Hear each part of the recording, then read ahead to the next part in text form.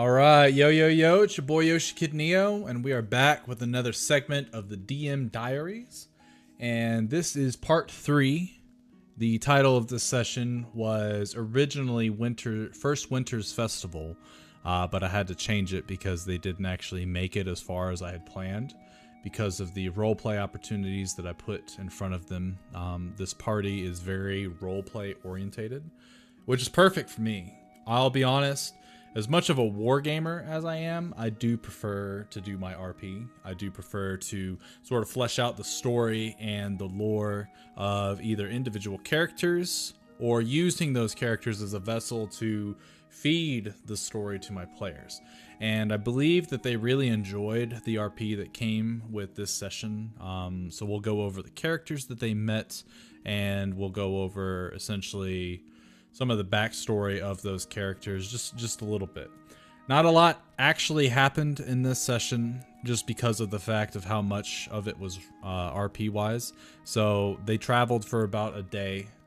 So they got 1/3 of the way to their location, and the next session on Wednesday is going to make them hopefully get to the location. It all depends, because I've got I think one more encounter for them on this journey, and we're just gonna see, kind of like I'm still gauging the party's morality.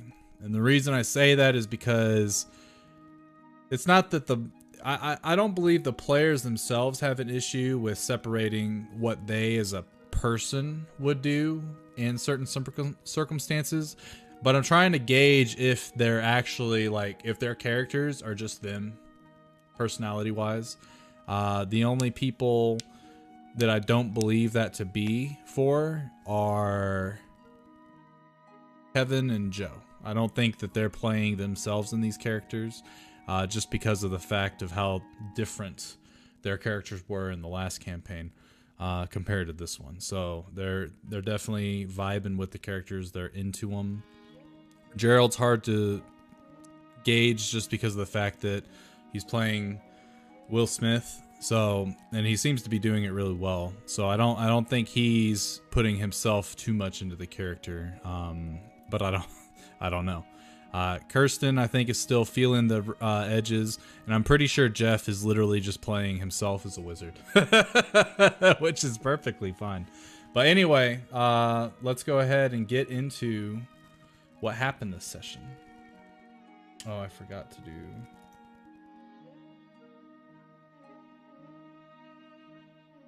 There we go. All right, so last session, the party started out here at the bandit camp, and they have since traveled about a day's journey.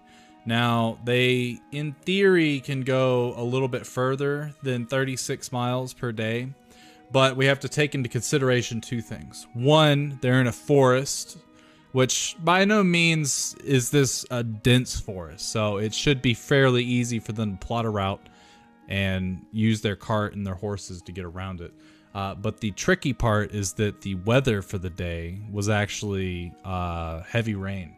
So with the heavy rain in a dense forest and then following a pre-made trail, obviously the pre-made trail, that means that the earth is more than likely not it's either hardened to the point to where it's like I wouldn't say concrete, but you know, it's hardened to the point where it's like a pavement almost, or it's just softened enough because it's not as utilized as it could be to where it makes more and more mud, which that's exactly what happened. The bandits, obviously, from what the party could tell, is this is not their first location. That is one of the main things that they did last session, was investigate a little bit more of the bandit camp.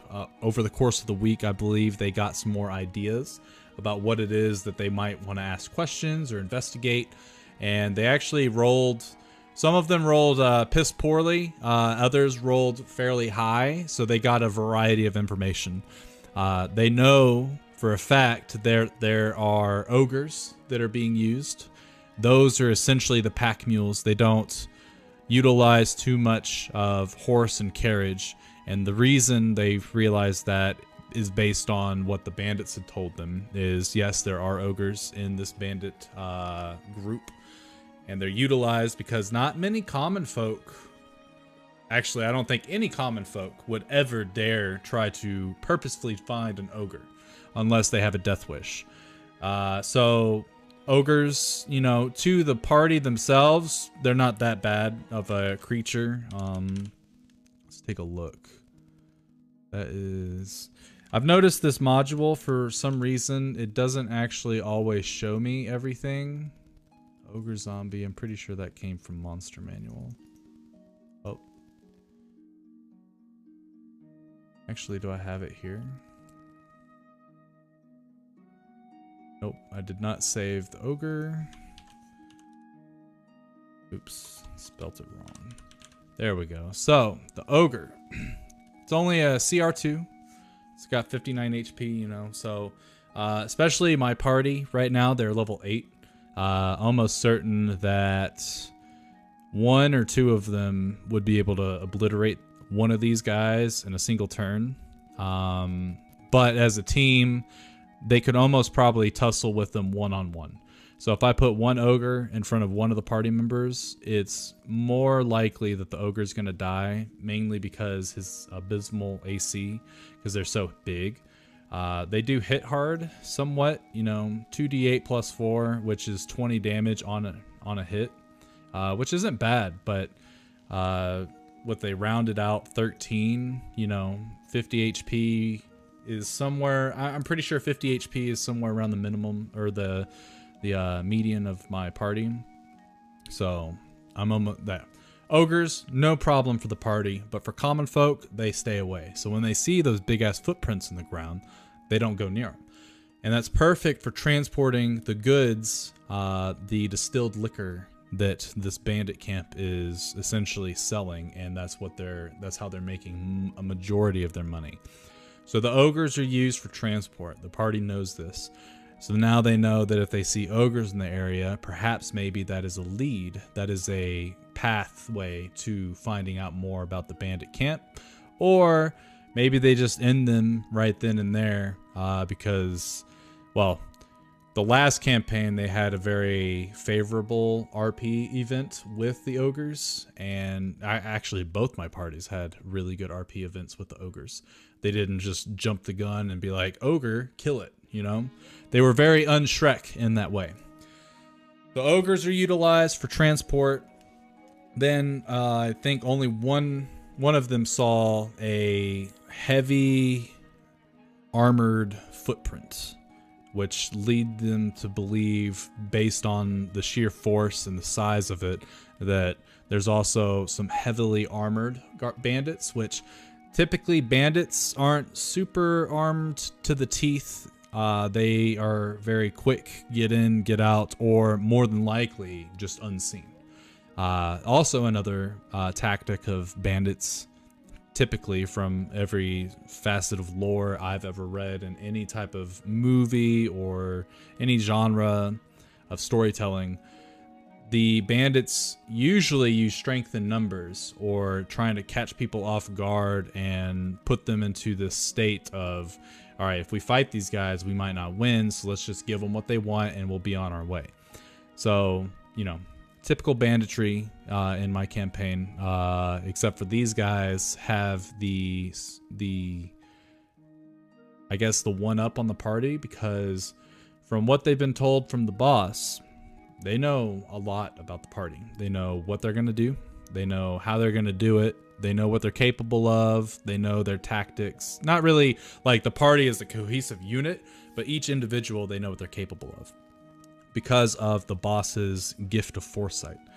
So with that information in hand, these bandits have been able to essentially pre-plan all this stuff to make it a little more difficult for the party to either make the decision of just murdering them all, or to taking all of the stuff that they've acquired and putting it back where it belongs, or to even destroy like the distillery if they can find it.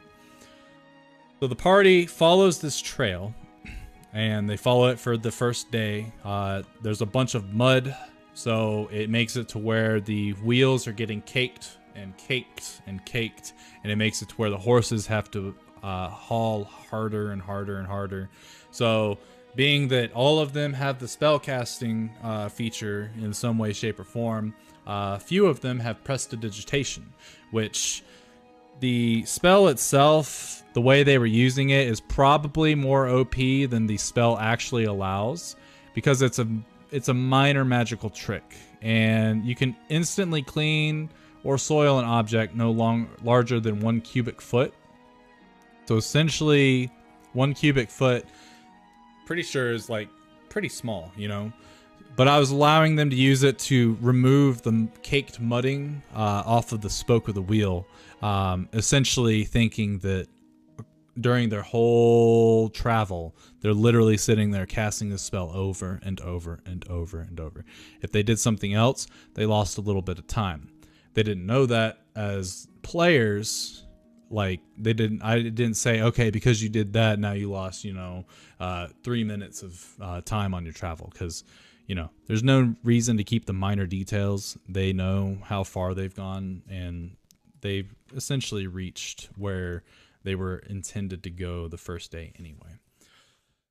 So on this trek, this first day's journey, they ended up meeting goblin, a reoccurring goblin at that, named Vruz. Vruz here is from the last campaign, Vraz, and from the campaign before that, Vraz. So essentially, this is a reoccurring goblin that I keep the same sort of naming convention. It's a VR, something in the middle of a Z. And he looks exactly the same. He does the exact same spells and shit. He has the exact same mentality. He's literally just a copy and paste of this character, but he's reoccurring with a different name. And so far, I know that Alfric, aka Lloyd, aka Hief, aka Jeffrey, probably has known this character the longest, because he's the only one out of this party to have encountered him in the beginning. Everybody else has encountered him at different times. Joe, this is his first time encountering this goblin. Kirsten, and actually same with Kevin. This is their first time encountering this goblin. And then Gerald and Kirsten, they have met the Vraz version when they went to the Sleepy Peak. No, can't remember my old world's mountain range, but that doesn't really matter. So anyway, Vruz over here, he claimed that his goblin tribe lives somewhere in the mountains. When Lloyd pointed out or pulled out a map and was like, where in the mountains, he drew a big ass X, and it essentially just said these mountains. So that's all he was really doing. He was kind of feigning his intelligence, because as we can see, he's actually a really intelligent goblin. He's actually probably more intelligent than a couple of the party members, to be honest. But they found him because they heard something on the road, which is significant because of the fact that with the rain, it's a lot harder for them to perceive things. So with their high perception checks that they had, even though they had a negative modifier to it, they were able to hear his cries for help, even though he was essentially, there was a spider web wrapped all around him, including his face. He was essentially cocooned at that point, much like Frodo was in The Lord of the Rings and the Hobbits in the Hobbit movies. Literally just spun a web all around him into this little cocoon pod thing for eating later. As the party went to adventure, they left the cart. There's a heavy fog that limits their visibility to about 100 feet in front of them. And as they journey through the forest, they can see this silhouette of a thing attached to the tree, trying to shimmy and get free, but it's not working. So they approach it. But then these 3 giant spiders fall down from the trees because they didn't have... actually, I don't even know if I rolled a stealth check for them, but they do technically have a pretty high stealth. They would have definitely been able, they in theory should have gotten a surprise round, but I wasn't too worried about it. So the giant spiders came down, appeared in front of the party, and combat ensued. It was very super easy combat, just 3 giant spiders and the 5 party members. The only person that got hit was Agent J. He ended up getting web spun on him, and then he ended up getting bit by one of the spiders. And I think it was for a decent amount of damage, but he's already healed it up mostly because of Dr. Thorpe. Dr. Thorpe has a bunch of healing at his disposal, so he used some of that on good old Agent J. So they dispatched the spiders, they freed Vruz from his little cocoon, and they realized that it was a goblin. And Jeffrey was laughing when I started doing my voice for him, man, because Vraz and Vruz, man, they all talk like Meatwad from Aqua Teen Hunger Force, if you didn't know already.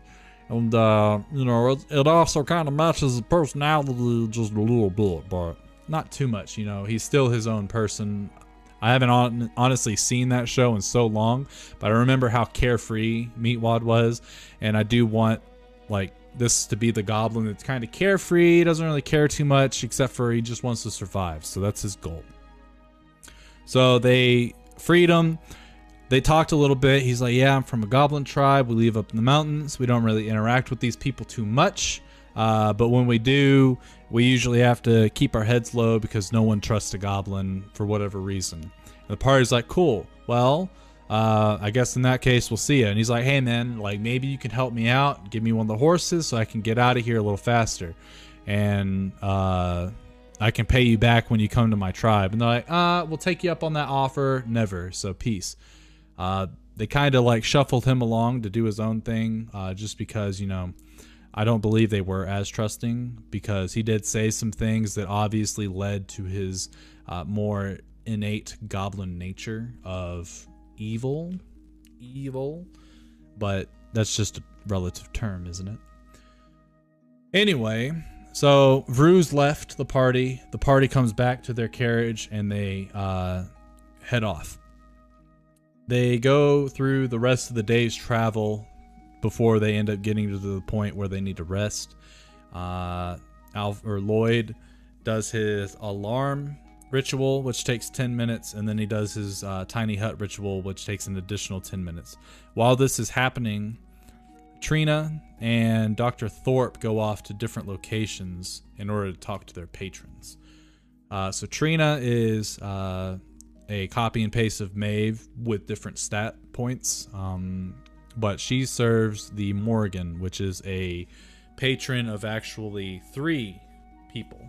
So it's a trio of goddesses, and she wrote this whole backstory on them that somewhat symbolizes I think it's Irish folklore that the Morrigan come from. I don't 100% remember, but it's from that area geographically. But she found the homebrew online. I'm pretty sure it was on Reddit. I looked it over and it's perfectly fine. Most homebrew that we find online is all good and dandy. If it is broken, I tweak it myself. There's only like 1 or 2 websites that the party's forbidden to go to, but they usually don't even look anyway, because I'm pretty sure they just scour the vast amount of files that I have on my Google Drive that I have given them access to when it comes to character options and stuff. So there's gigabytes of PDFs, and if you think about it, a PDF on average, like maybe, you know, just a couple pages, is less than a couple megabytes, and I have gigabytes of this stuff. So it's pretty substantial how much homebrew I have collected over the years. So she talks to her patron, and she's essentially following up on some questions that she has, because Lord Saxon was talking about her background, and somehow he knows about some of the other members that also work for the Morrigan. So she was asking on that. They pretty much told her, don't worry about it. You've got your own task. You focus on that and go about your business. If we need you to go help so-and-so, we will tell you. And she was like, okay, cool. which Kirsten gave me heads up that she was going to be talking to them, and I read her backstory, because she wrote backstory on not only herself, but she wrote it on the Morrigan, each member of it, and all of the NPCs of her backstory, which, you know, it's a big read. I think it's like 2.5, 3 pages long, which I love it. I love the more information you give me, the more I can utilize it and put it into the game, and the more I can make that feel like your character's actually a part of this world. So she got some information, came back to the group, and Dr. Thorpe talked to his patron, which I'm not going to go into. Like, it's not really a patron. He's not a warlock. He is a homebrew class by Matt Colville called the Illrigger. It's essentially a paladin, but they serve a different purpose. So he talked to his person, his patron saint, or whatever you want to call it, without giving too much away. And they essentially told him some things about his backstory and his goals and motivations from here on forward. And Kevin role plays this character really well. I just love the subtlety to the mannerisms and the sort of expressions, the body language that he portrays in this character. And the accent's also a nice little touch to it too. Joe joked about talking to his sword, but I don't think he was actually serious, so we didn't go into anything of it. But his sword is sentient, so he can talk to it whenever he wants to. It's just a matter of, does the sword have any information about the here and now? Which, being that it's more of an ancient sentient weapon, it kind of doesn't have much modern knowledge outside of what Cassiel knows, but it does have lore, which is why he's got proficiencies in history and I think Arcana. So whenever he's got to do something and try to see the ancient picture or whatever you say, the weapon adds to that for him. The party start to bunker down. Since they have 3 familiars, they have all 3 familiars essentially keeping watch over the camp, make sure no one like spots them, comes out, and like lays any type of trap. But during their downtime, and I think I've got... That's weird. I don't know what that is. Anyway, is this for most... No, it's just for this forest picture.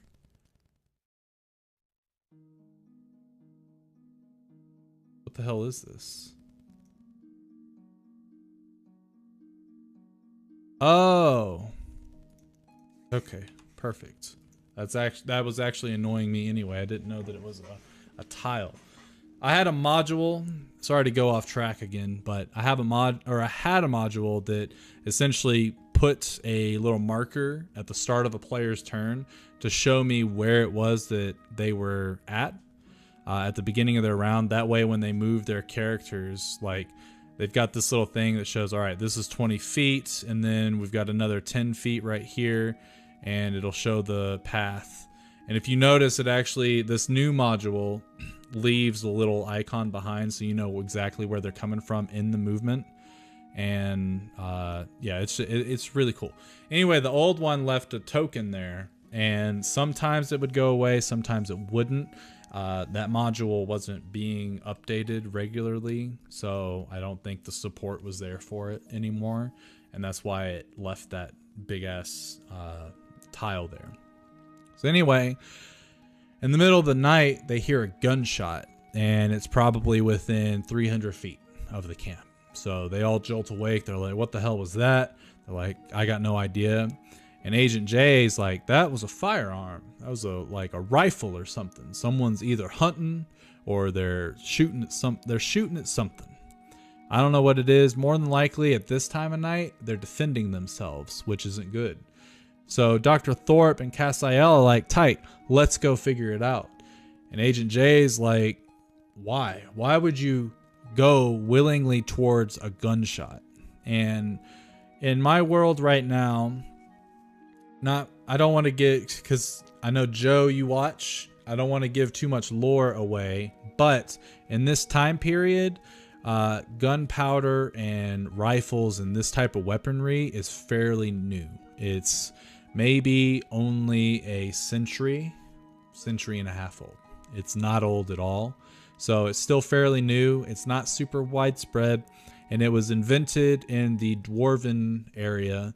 So the gnomes and the dwarves have the most use of it currently.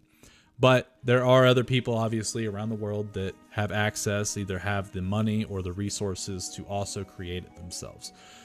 So anyway, Cassiel and Thorpe, they go out, they cast some spells so that they can see stuff, or see within the darkness, because it's pitch black and the rain's still coming down. There's still pretty heavy fog. As they're moving forward, they hear a voice come over, and it's our good buddy here, Holrock Hillheart. So Holrock comes through and he tells the party, "Hey, I can see you, and I'm certain you can't see me, but I didn't mean to scare you if you're living nearby. I was just getting some food rounded up for the night. It's gonna be a cold one because of the rain." So essentially he revealed himself to the party. Let me do that real quick so I don't forget. He reveals himself to the party, and the thing about it that I think threw off Joe, because he's got Devil's Sight because he's a warlock. So he can see through darkness and magical darkness. Doesn't matter how dark it is or what type of darkness, he can see to his distance. I think he got it confused with invisibility and invisibility-like effects, because he thought he could see... I believe it was... Actually, if we backtrack a little bit, Agent J had cast Mordenkainen's Faithful Hound, I believe. Yeah. He casts that, which summons an invisible dog to watch over the party. He gives it a safe word, or a password rather, and if you get within certain footage of this creature, even though you can't see it, and you don't say that word, it'll start barking and alerting you and show you where something is. So Agent J can see him plain as day. Cassiel cannot. His Devil's Sight doesn't see invisibility, which I think either he got it confused or he just misread or something, but yeah. So he can't see invisible things, which when Holrock came into the light, he was all of a sudden visible. The party could see him now. And while he was in the complete darkness, it was almost as if everything blended around so perfectly around his form and where he did come from that they had no idea. He had like perfect camouflage. So he reveals himself, and he's got this really cool rifle. It's essentially from the revised Martial Equipment Guide, which you can find on Reddit.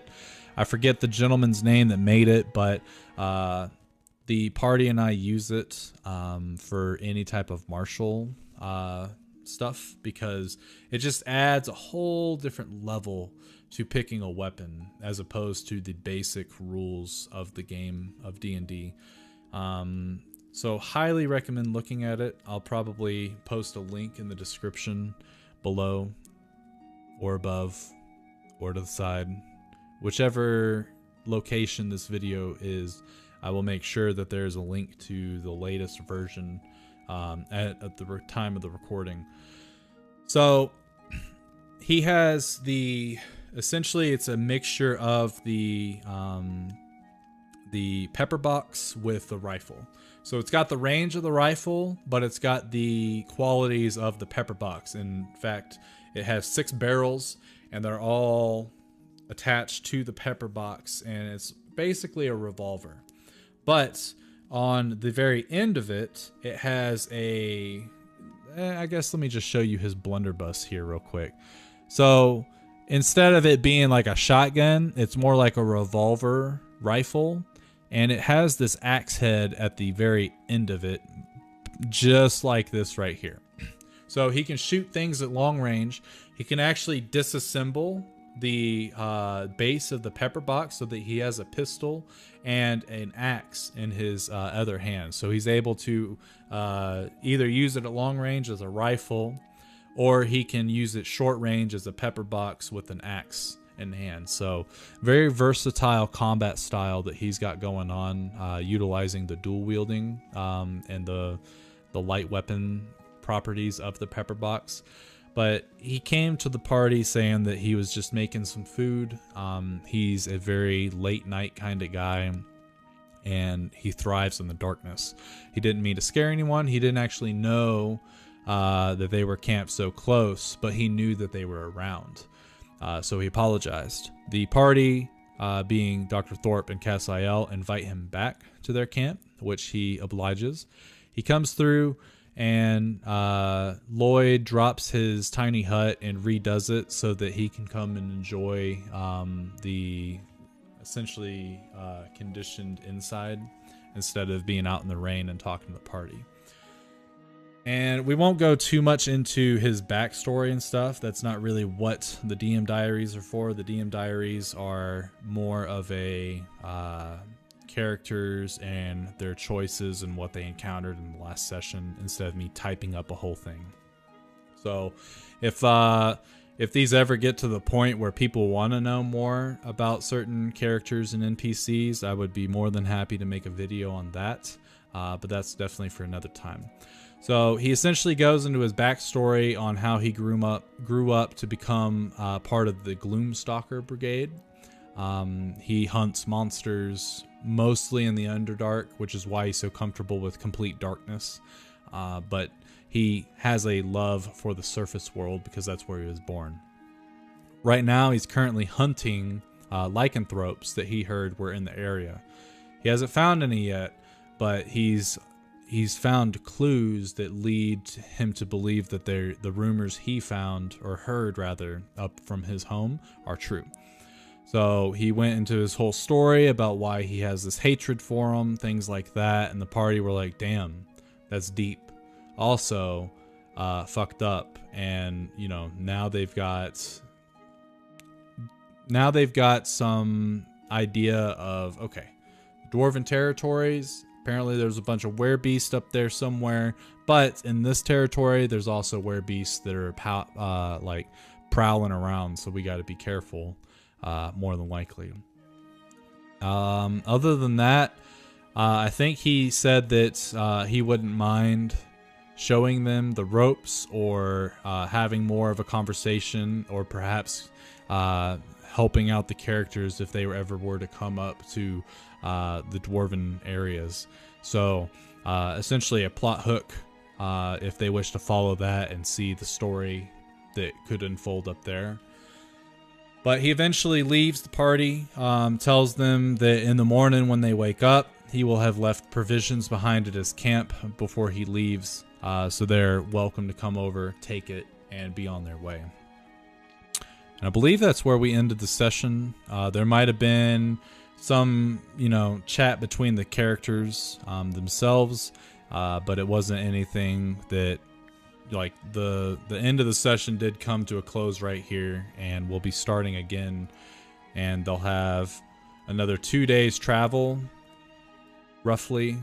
They gotta cross the river, and they also gotta deal with something that they find, because right now, another detail of this session was that they've on this trail for the past like quarter to half a day that they've been traveling, they have seen a bunch of corpses of different wildlife that they haven't been mutilated or anything like that, but they've essentially been hunted down by something that wields an arrow or a bow and arrow, maybe some sort of like short range dagger or sword. They've been killed cleanly, and then their corpses just sort of littered around the forest, and they're finding a bunch of them. They in this half a day's journey, they found dozens of remains of these creatures, and a lot of the blood has been smeared around the area for unknown reasons. But currently the party are believing that it's some sort of like evil ritual that's happening in this forest. They want to stop it, but they are more concerned about getting to Grim Meadow in time before a massacre that Lord Saxon was talking about. So I believe next session they will find out more about all of these things. They'll find out more about these corpses. They'll find more about Lord Saxon and his plans for the town of Grim Meadow. And should be a good time. I don't anticipate them taking too terribly long to get to the combat encounter that I have planned, but I've been surprised before with how much they take to role-playing. Sometimes I think a role-playing encounter that I've put in front of them, they're going to brush right through it and then be like, all right, nice to meet you, but kindly fuck off. So, but they've surprised me in the past.